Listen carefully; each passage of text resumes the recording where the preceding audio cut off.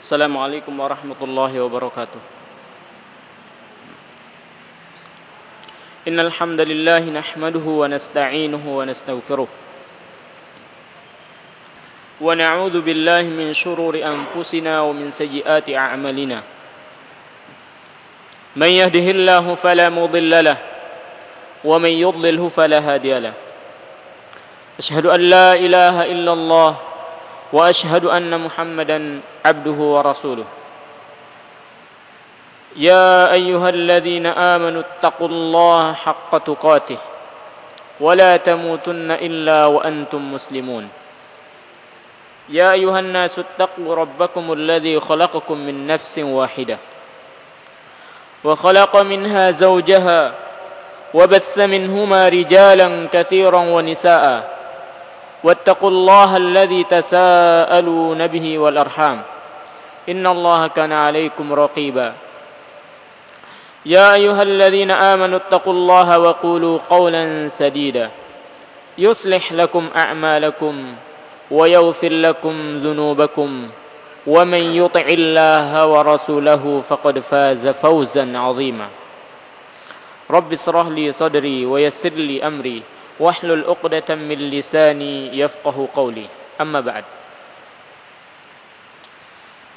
Jamaah pengajian yang dimuliakan oleh Allah Subhanahu wa taala.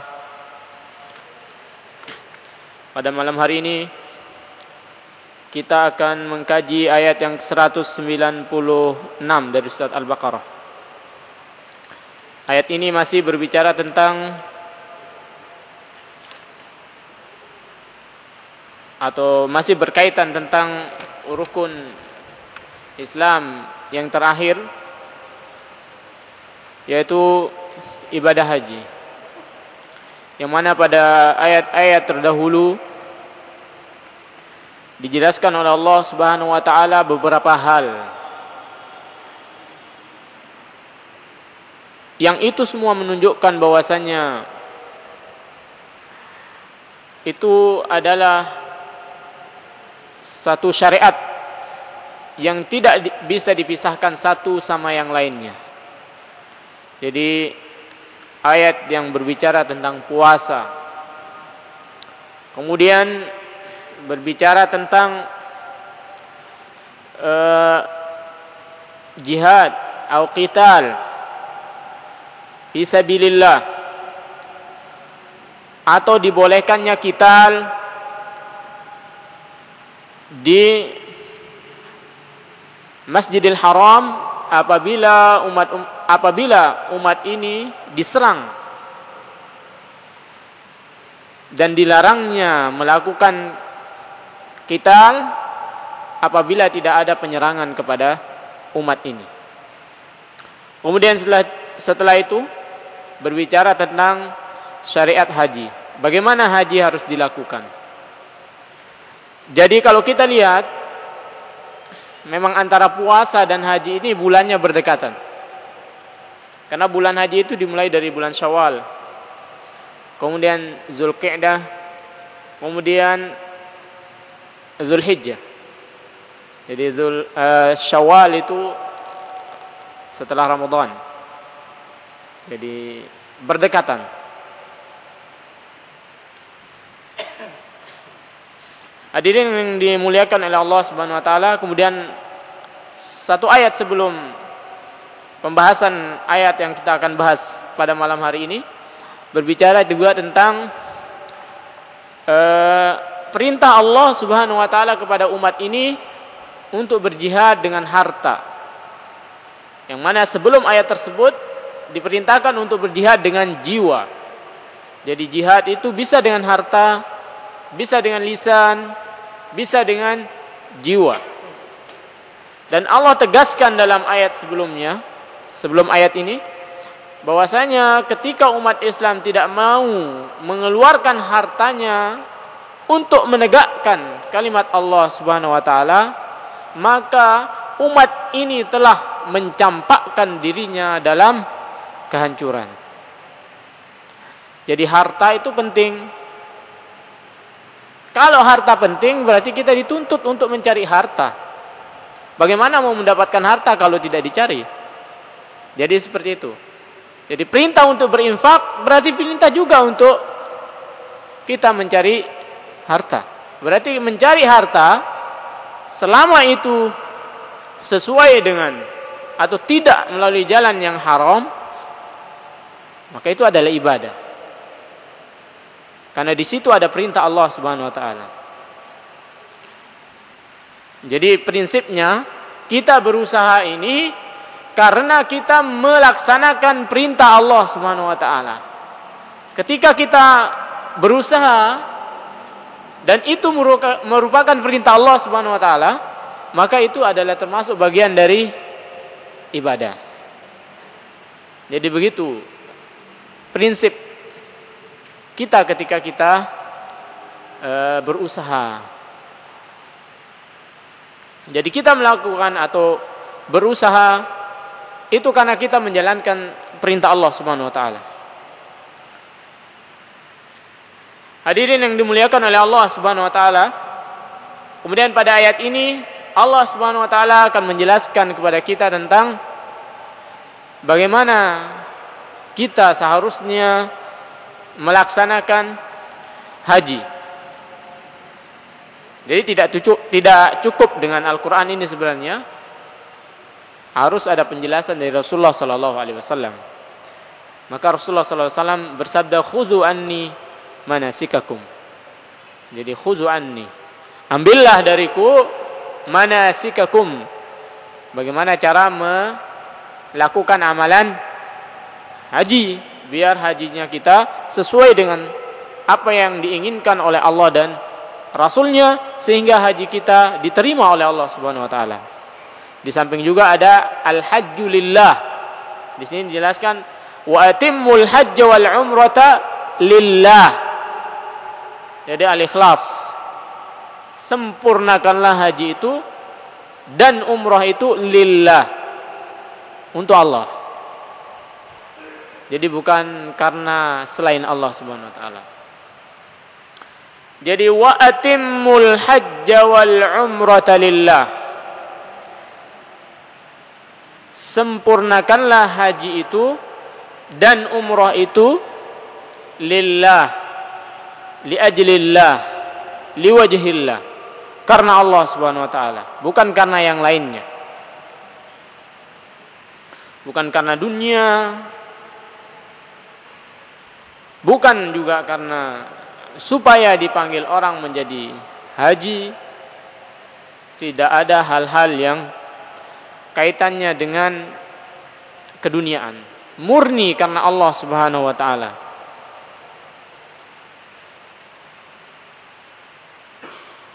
Jadi wa atimmu, sempurnakanlah. Berarti dia sudah memulai haji, sudah menggunakan ihram, mulai dari miqatnya. Minal miqat. Ada miqat zamani, ada miqat makani. Miqat jadi miqat waktu. Waktu batas, miqat zamani itu waktu haji. Miqat makani tempat di mana kita harus memakai pakaian ihram mulai haji.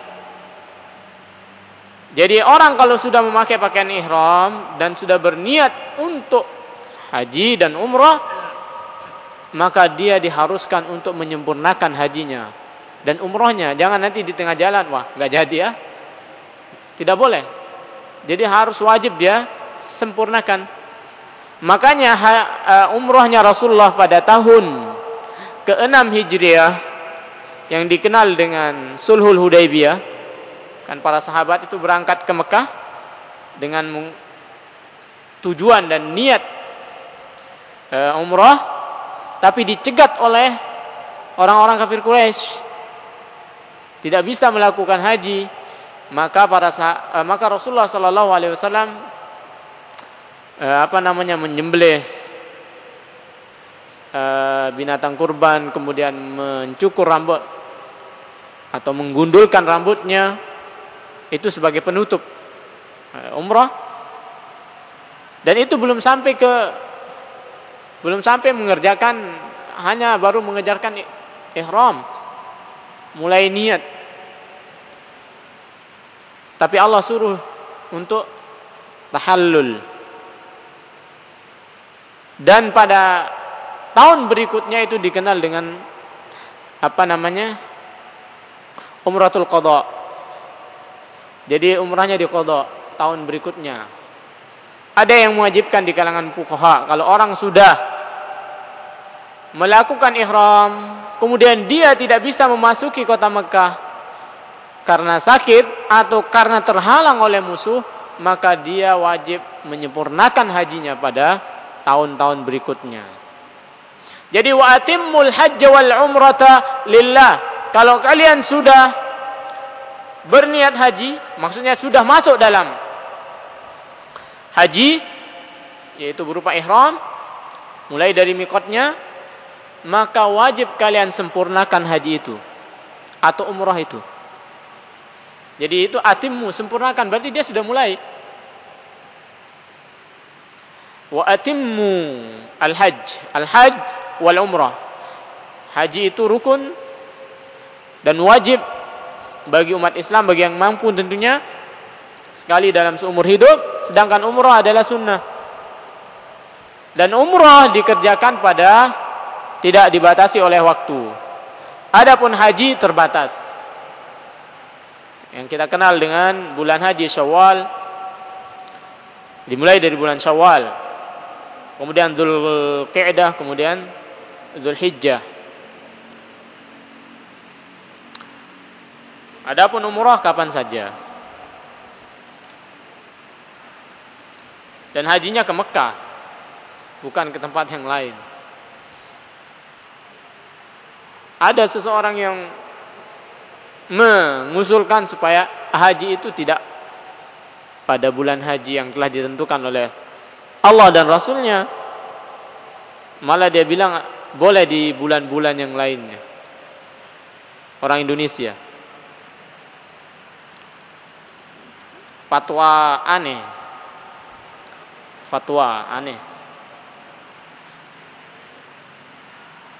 Jadi haji itu bulannya tertentu, tempatnya juga tertentu. Adapun umrah tempatnya tertentu tapi waktunya tidak ditentukan. Kapan saja orang boleh melakukan ibadah umrah. Itu. Kalian kalau sudah masuk haji atau umrah, kalian harus menyempurnakan haji kalian dan umrah kalian. Lalu bagaimana? Fa in uhsirtum, seandainya kalian terkepung oleh musuh, tidak bisa memasuki kota Mekah. Uhsirtum ini dikepung. Para ulama ada yang membolehkan dia terkepung oleh musuh, atau imma dia karena sakit. Kalau Anda tidak bisa memasuki kota Mekah itu untuk mengerjakan umrah atau haji, apa solusinya? Famastaysara minal hadi, maka sembelihlah binatang yang mudah Anda dapatkan. Kambing, sapi atau unta. Jadi famastaysara minal hadi. Hadiyu ya, binatang yang akan disembelih itu namanya hadi. Istaysara, yang mudah.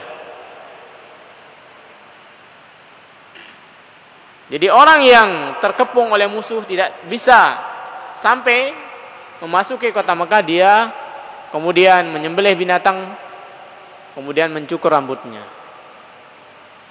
Jadi tahallul dan zabah itu seperti salam dalam sholat.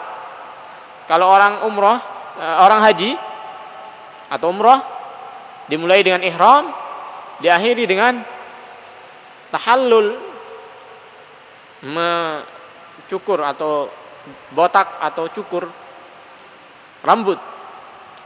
Atau bagi yang haji tamattu dan qiran, itu dia tahallul dan menyembelih binatang ternak. Jadi tahallul dan zabah itu seperti salam dalam sholat.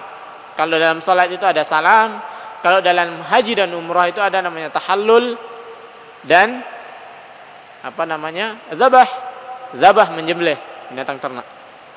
Jadi kalau sholat itu dimulai dengan takbiratul ihram, kalau haji dimulai dengan ihram minal miqat. Miqat makani. Jadi dimulai dengan memakai pakaian ihram, kemudian berniat dan mengucapkan labbaik ke hajjan atau umrah. Jadi itu untuk mengingat. Jadi kalau umrah kan mudah. Ihram, kemudian dia datang ke mana Ka'bah, kemudian dia tawaf, kemudian dia salat 2 rakaat khalfa maqam Ibrahim, kemudian dia sa'i, kemudian dia tahallul, selesai. Jadi kalau masuk Masjidil Haram, jadi tawaf dulu, baru salat khalfa maqam Ibrahim. Kalau masuk masjid ini ya salat tahiyatul masjid. Kalau Anda masuk Masjidil Haram, Anda tawaf dulu, baru Anda salat khalfa maqam Ibrahim, di belakang maqam Ibrahim. Jadi itu orang yang terkepung, sudah masuk, dia sudah ihram, tapi ternyata tidak bisa memasuki Masjidil Haram, maka dia mencukur rambutnya, menyembelih binatang, ternak, kambing, sapi atau onta. Tidak boleh ayam ya. Kambing, sapi, onta. Wala tahriku ru'usakum hatta yablughal hadiyu mahillah. Dan janganlah kalian mencungkur rambut kalian sebelum binatang ternak itu sampai kepada tempat disembelihnya. Jadi wala tahliku, sebelum Anda menyembelih binatang ternak, ya jangan kalian, maksudnya sampai binatang ternak kepada tempat sembelihannya itu, maksudnya sebelum Anda menyembelih binatang ternak itu. Jadi dijelaskan di sini. Jadi bukan maksudnya sampai sudah disampaikan tempat sembelih, sudah dibiarkan aja begitu, bukan. Jadi sampai di situ artinya disembelih.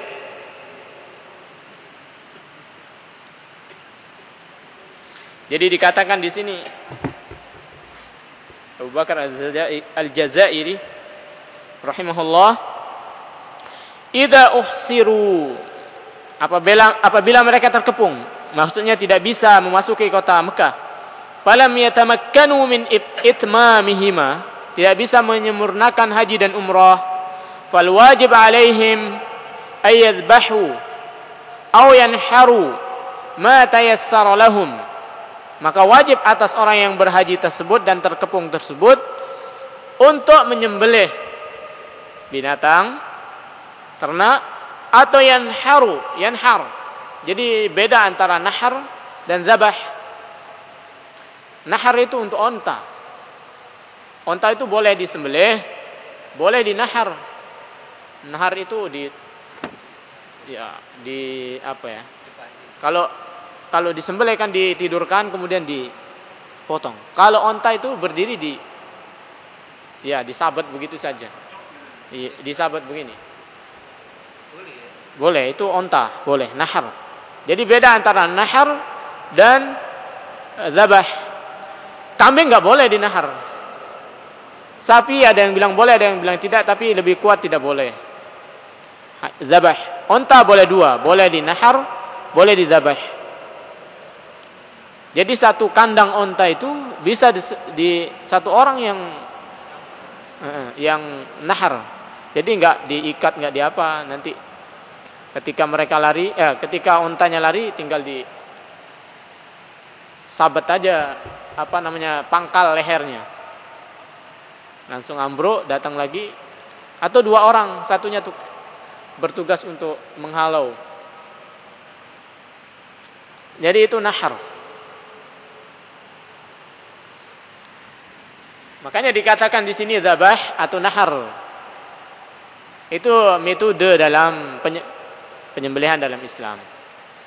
Jadi ada zabah yadzbah itu menyembelih. Nahara yanhar, jadi ta'an sebenarnya. Jadi lebih mudah nyembelih onta. Lebih mudah kalau bahasa kita nyembelih. Dekati diam-diam, tinggal di set. Pisaunya kecil, nggak usah pakai pisau besar. Nggak pakai pedang, kecil pisaunya, kan lehernya kecil.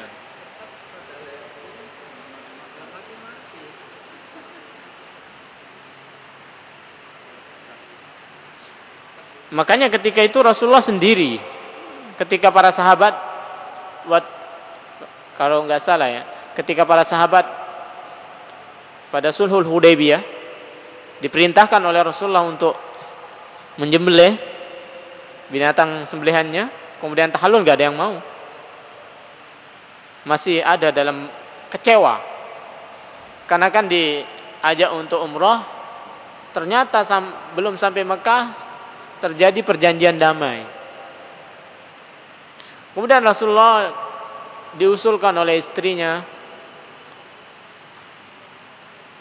keluarlah wahai Rasulullah, kemudian Anda sembelih binatang ternak Anda, kemudian melakukan tahallul. Kemudian dilakukan oleh Rasulullah sallallahu alaihi wasallam. Jadi sekilas Rasulullah melakukannya sendiri. Berarti Rasulullah sallallahu alaihi wasallam melakukan nahar atau sembelih itu sendiri. Karena yang lain tidak ada yang mau. Ketika mereka para sahabat melihat Rasulullah melakukan itu, ya mereka mengikuti Rasulullah. Sehingga diceritakan pada saat itu seperti terjadi peperangan karena satu sama lain saling mencukur. Dulu kan belum ada silet, mungkin pakai pisau atau pakai pedang nyukur rambutnya. Jadi seperti terjadi pembantaian, terjadi peperangan. Jadi begitu, ada nahar, ada dzabah. Jadi orang yang terkepung itu, maka dia harus melakukan dzabah hatta yablughal hadyu mahillah, sehingga binatang kurban itu sampai ke tempat sembelihannya. Itu maksudnya adalah bukan sampai begitu kemudian didiamkan, bukan, tapi sehingga kamu menyembelih korban atau binatang ternak kalian. Fa'idha dhabahu, kalau mereka sudah menyembelih, atau naharu, seperti yang saya jelaskan tadi, makna nahar, halu min ihramihim, selesai sudah dari ihram, penutup itu sudah. Salam kalau dalam salat.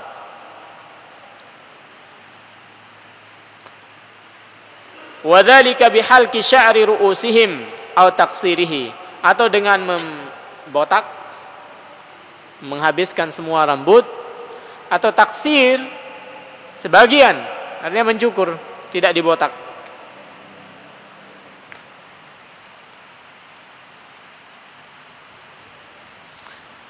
Jadi itu yang dilakukan oleh apabila seseorang yang telah berihram untuk umrah atau haji, kemudian mereka tidak bisa memasuki Masjidil Haram atau kota Mekah.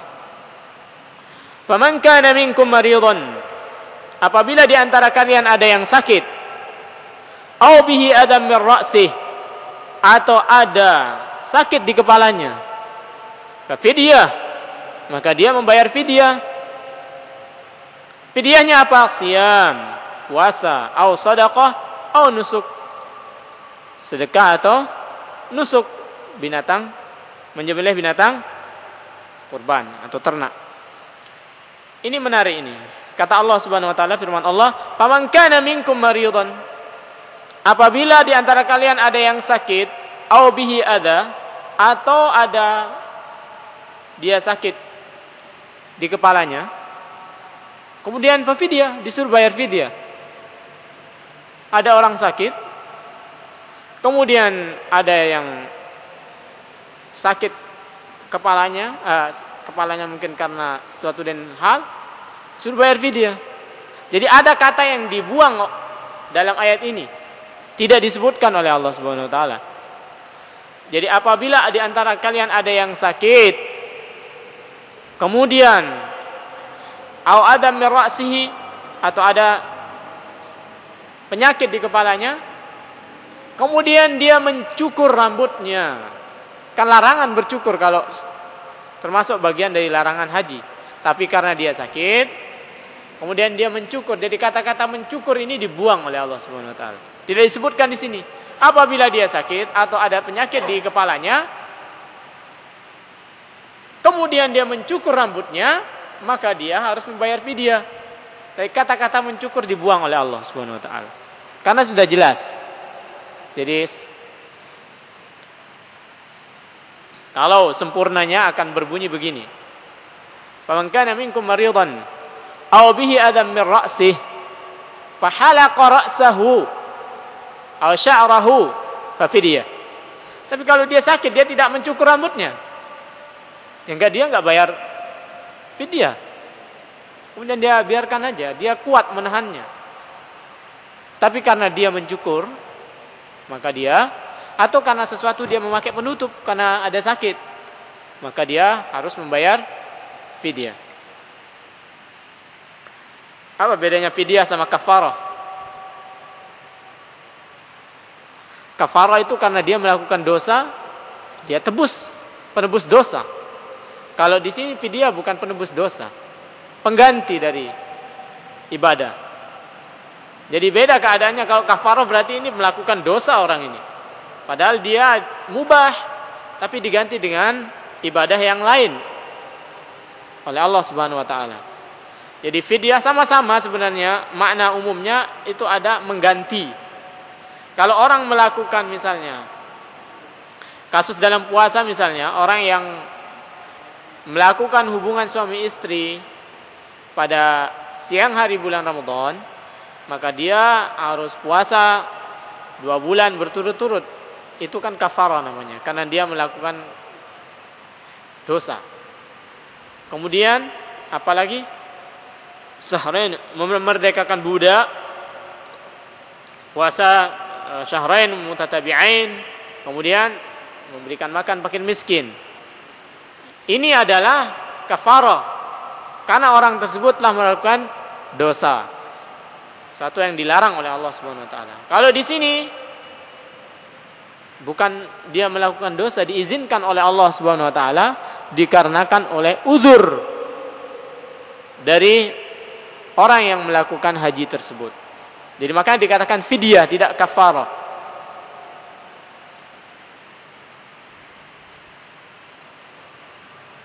Fa idza amintum. Jadi kalau kalian sudah aman, tidak ada gangguan, faman tamatta'a bil umrati ilal haji. Barang siapa yang melakukan haji tamattu', dia melakukan haji umrah di bulan haji, umrah dan haji di bulan haji. Kemudian dia sebelum sampai bulan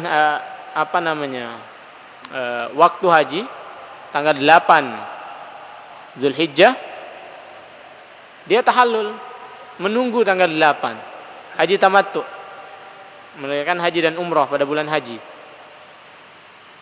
Kemudian dia menunggu di Masjidil Haram di Mekkah. Kenapa dia dikatakan tamattu? Sebenarnya dia tidak boleh melakukan hal-hal yang mubah seperti berhubungan suami istri, kemudian memakai wangi-wangian, karena dia ihram, kemudian selesai dari umrah, tapi niatnya 2 haji dan umrah. Kemudian dia tahallul. Kemudian nanti setelah ketika datang tanggal 8, dia ihram lagi untuk haji. Maka dia harus menjembelih binatang ternak. Faman tamatta'a bil umrati ilal haji famastaysara minal had. Maka dia harus menyembelih binatang ternak yang mudah yang ia dapatkan. Faman lam yajid, ini adalah keringanan dari Allah Subhanahu wa taala. Kalau dia tidak bisa, fasiyamu 3 ayyam. Dia itu harus melakukan puasa 3 hari fil haji, ketika dia berada dalam haji sebelum tanggal 8 itu 3 hari. Kemudian wa sab'atin idza raja'tum, 7 hari ketika mereka sudah pulang, tapi boleh dia melakukannya ketika dalam perjalanan pulang. Dalam perjalanan pulang atau ketika mereka sampai di rumahnya. Jadi 3 hari dalam keadaan ketika dia melakukan dalam proses haji sebelum tanggal 8 ya. Sebelum yaumut tarwiyah. Tilka asyaratun kamilah. Maka itulah 10 hari yang sempurna. Kenapa dibilang itulah 10 hari yang sempurna? Apa kurang jelas? 3 tambah 7 sama dengan 8. 3 tambah 7 sama dengan 10. Sudah dijelaskan sama Allah. Salasati ayyamin fil haji wa sab'atin idza raja'tum. Jelas. Kenapa harus menghambur-hamburkan kosakata lagi? Kata lagi, kalimat lagi, tilka asyaratun kamilah. Apakah Allah ini menunjukkan kelemahan Al-Qur'an misalnya? Jadi dalam kritik sastra itu ada istilahnya terlalu menghambur-hamburkan, itnab. Jadi sudah jelas kok ditambah, diperjelas lagi. Tentu Al-Quran tidak bisa dikatakan begitu. Tilka asyaratun kamilah itu sebagai takkid, menguatkan. Jadi penguat bahwasanya tilka asyarah. Jadi itu adalah 10 hari yang sempurna. Jadi tidak dikatakan di sini Allah menghambur-hamburkan kata yang tidak perlu sebenarnya. Tidak boleh mengatakan hal demikian kepada Al-Quran. Jadi tilka asyaratun kamilah, itulah 10 hari yang sempurna. Dzalika liman lam yakun ahluhu hadiril masjidil haram. Jadi haji tamattu ini bagi orang-orang yang bukan penduduk Mekah. Dzalika, maka hal itu haji tamattu itu liman lam yakun, bagi orang-orang yang bukan ahlu hadiril masjidil haram, bukan orang-orang Makkah. Kemudian Allah Subhanahu wa taala berfirman, wattaqullah, bertakwalah kepada Allah Subhanahu wa taala. Tentu dengan mengerjakan perintahnya dan menjauhi larangannya. Wa'lamu annallaha syadidul iqab, ketahuilah sesungguhnya Allah Subhanahu wa taala sangat pedih, iqab, azabnya, balasannya. Hadirin yang dimuliakan oleh Allah Subhanahu wa taala, jadi demikian apa yang dijelaskan oleh Allah Subhanahu wa taala secara umum tentang haji. Tentu kalau kita ingin lebih jelasnya, kita mengikuti apa yang diajarkan oleh Rasulullah sallallahu alaihi wasallam. Jadi dalam ayat di atas, ayat yang 197, ada beberapa poin yang bisa kita ambil sebagai pelajaran.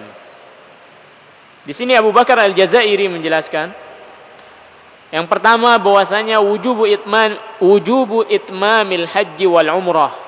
Jadi wajib hukumnya menyempurnakan haji bagi orang-orang yang sudah haji dan umrah ya.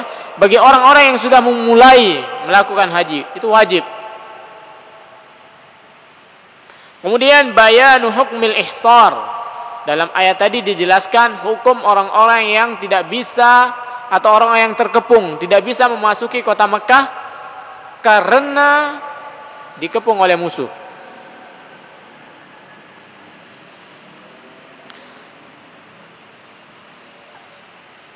Kemudian apa yang dilakukan oleh orang yang dikepung itu? Dia harus menyembelih binatang ternak, kambing, sapi atau onta, kemudian tahallul, mencukur rambutnya, atau membotaki kepalanya.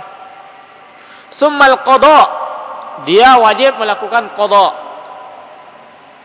In tayassara dzalik, kalau dia mampu. Lianna Rasul sallallahu alaihi wasallam wa ashabahu qada al-umrah allati saddu fiha, sebagaimana yang saya jelaskan tadi bahwasanya ketika Rasul dalam Sulhul Hudaybiyah itu mengqada, karena beliau tidak mampu melakukan umrah pada saat itu, dia qada pada tahun berikutnya.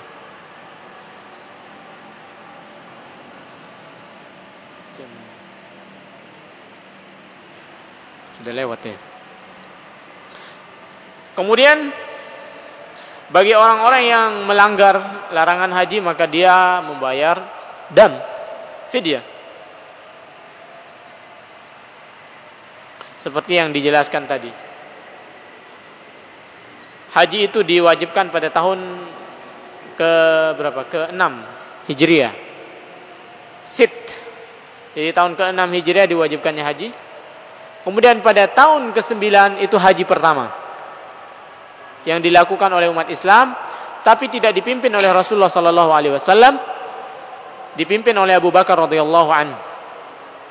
Jadi ini juga isyarat bahwasanya pengganti Rasulullah sallallahu alaihi wasallam sebagai pemimpin adalah Abu Bakar radhiyallahu anhu. Jadi haji itu diwajibkan pada tahun ke-6 Hijriah. Kemudian umat Islam melakukan haji itu pada tahun yang pertama kali ya, pada tahun ke-9 Hijriah. Adapun Rasulullah sallallahu alaihi wasallam pada tahun ke-10. Jadi haji pertama itu tidak dipimpin oleh Rasulullah sallallahu alaihi wasallam karena kota Mekah masih penuh dengan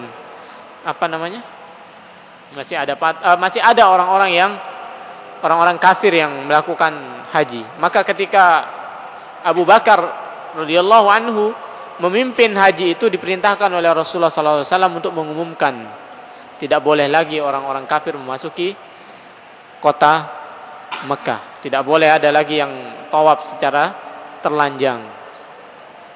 Kemudian pada tahun berikutnya Rasulullah sallallahu alaihi wasallam memimpin haji yang dikenal dengan haji wada. Demikian jamaah yang dimuliakan oleh Allah Subhanahu wa taala, apa yang bisa kita kaji pada malam hari ini. Semoga bermanfaat dan mendapatkan berkah dari Allah Subhanahu wa taala. Subhanakallahumma wa bihamdika asyhadu an la ilaha illa anta astaghfiruka wa atubu ilaika. Assalamualaikum warahmatullahi wabarakatuh.